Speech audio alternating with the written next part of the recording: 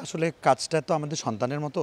আমি তো Eid season based কাজ করি না, আমি তো সারা বছরই কাজ করি। ঈদের ব্যস্ততা আমার সারা বছরের ব্যস্ততার মতোই আসলে। অনেকেই তো আওয়াজ দেয় এই সিনেমা আসবে, ওই সিনেমা আসবে, পরে অনেকে সরে যায়। আগেই মাঠ ছেড়ে চলে যাওয়াটা বোকামি।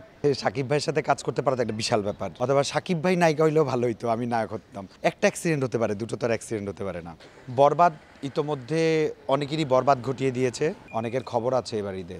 গোলমাল কায়সার ভাই পরিচালনায় আমরা অনেকেই আছি এখানে। তো দর্শক খুব ভালোভাবে নাটকটা নিয়েছেন। অনেক বছর ধরে নাটকটা চলছে। আমি ১-১.৫ বছর হয়েছে নাটকটাতে ঢুকেছি। ভালো লাগছে। আসলে কাজটা তো আমাদের সন্তানের মতো। তো আমি যেখানেই থাকি, যার কাজই করি, আমি খুব আনন্দ নিয়েই কাজটা করি। স্বাচ্ছন্দ্যবোধ কাজ করে। আর আমি তো ছুটিতে যাই না, কারণ আমি এই কাজটা যেহেতু এনজয় করি, এটাই আমার ছুটি।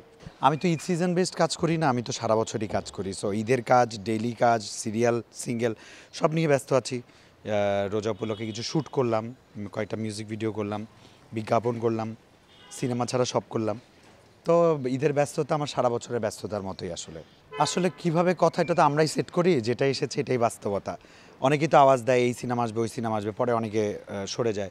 এখনও আমার কাছে মনে হচ্ছে অনেক বিগ বাজেটের সিনেমা মনে হয় বরবাদের সাথে টেক্কা দিয়ে আসবে না। আসলে আমি অ্যাপ্রিসিয়েট করব, আসলে কম্পিটিশনটা থাকা উচিত। কিন্তু আগেই মাঠ ছেড়ে চলে যাওয়াটা বোকামি। তারপরেও আমার কাছে মনে হচ্ছে যে ঠিকঠাক। আর দেশের তো একটু অস্থিরতা যাচ্ছে, এটা সাময়িক, আশা করি সব ঠিক হয়ে যাবে, আবার আনন্দ হবে। এখন একটু কম আনন্দ করলাম না হয়, সমস্যা কি? আসলে সাকিব ভাইয়ের সাথে কাজ করতে পারা তো একটা বিশাল ব্যাপার। আমি চাওয়ার আগেই হয়ে গেছে স্বপ্নের মতো। তো হয়তো আবারও হবে, যেহেতু চাওয়ার আগে এগুলো হয়ে গেছে, আবারও হয়তো হবে। এখন ব্যাটে বলে যে সব কিছু মিলবে এমন তো না। আর আমি নায়িকা হলে ভালো হতো, তখন হয়তো বা সাকিব ভাইয়ের সাথে, অথবা সাকিব ভাই নায়িকা হইলেও ভালো হতো, আমি নায়ক হতাম। কিন্তু এখন বাস্তবতা হচ্ছে আমরা দুজনই দুই জায়গার নায়ক।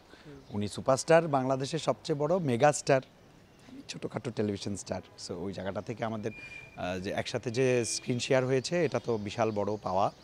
আরও হবে আশা করি। সাকিব ভাই আমাকে খুব স্নেহ করেন। আর কোনো পরিচালকরা যখন ভাববেন যে এই ক্যারেক্টারে আমাকে ভালো লাগবে, তখন অবশ্যই কাস্ট করবেন, কারণ আমি শিল্পী হিসেবে ভালো।